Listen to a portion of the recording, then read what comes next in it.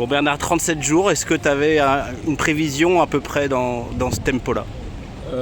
Non, je pensais 40, mais on a eu des conditions météo qui ont été tellement favorables que ça nous a permis de gagner, enfin moi en tout cas, gagner 3 jours. Et bon, 2015, 2018, 2021, c'est 3 Sun Trips bien différents, mais enfin, est-ce qu'ils sont différents? Est-ce que c'est la même démarche? Rien à voir. Il y en a un que je placerai en dehors de tous les autres, c'est le 2018, parce que celui-là, c'est le souvenir qui restera jamais gravé dans ma mémoire, d'avoir fait ça avec Yann, et ce qu'on en a gardé, ce que ça nous a apporté. Donc celui-là, il est 3 étages au-dessus des autres. Et ensuite, si je compare le 2015 et le 2021, je dirais que 2015, quand tu es devant, alors j'ai eu plus de chance que les 2 premiers cette fois-ci, parce que très rapidement, j'ai eu 2 jours et demi d'avance, donc ça m'a permis d'être un peu plus cool et de ne pas être dans le stress comme ils l'ont été. Et puis d'avoir une machine déjà à cette époque-là qui me permettait de prendre aussi les routes de montagne. Je rappelle que le parcours 2015, c'était pas celui de cette année.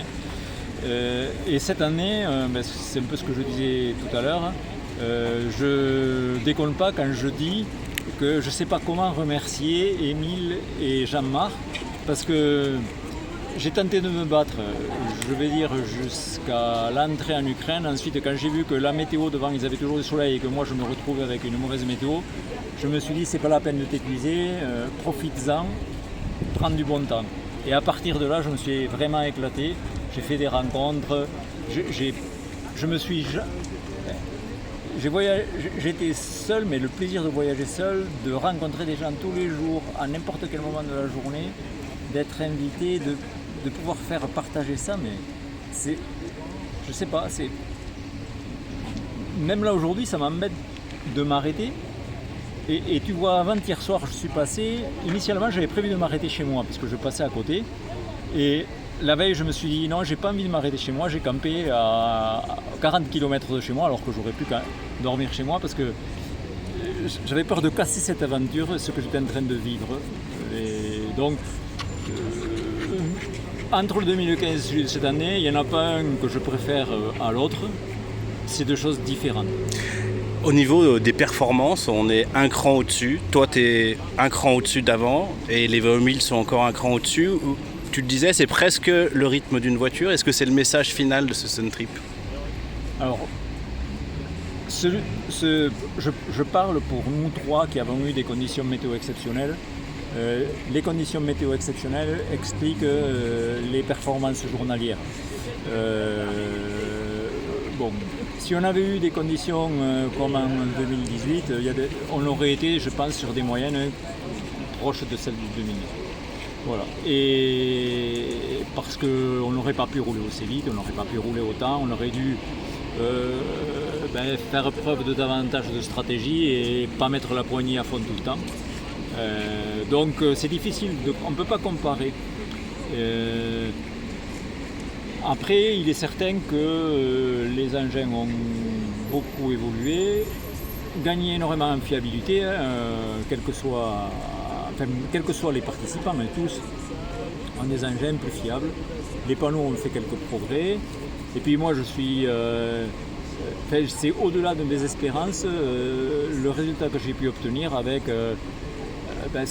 ce changement de procédé, d'utiliser une génératrice plutôt qu'une chaîne.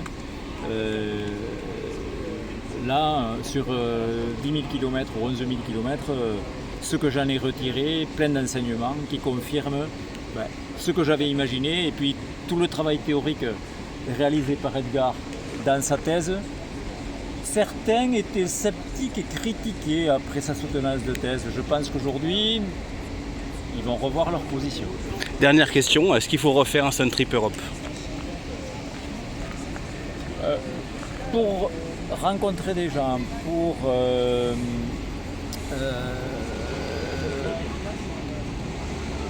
percevoir cette diversité, pourquoi pas. Après, moi, il y a les 4000 premiers kilomètres m'ont particulièrement gonflé, des lignes droites et des choses toutes plates. Alors j'ai rien contre les gens qui habitent dans ces pays, mais il n'y a aucun intérêt, moi je trouve aucun intérêt à circuler sur des routes complètement plates avec des camions sans discontinuer. Moi, franchement, ou alors il faut revoir les points de passage et puis entériner le fait que quand on circule un vélo, il est fait pour circuler sur tous les types de terrain, qu'ils soient plats, qu'ils soient vallonnés, qu'ils soient montagneux. Voilà. Le message est compris. Bravo Bernard, à la prochaine peut-être. Ouais, ou sur d'autres projets. J'ai d'autres projets en cours. Ça marche. Voilà. Salut. Bye.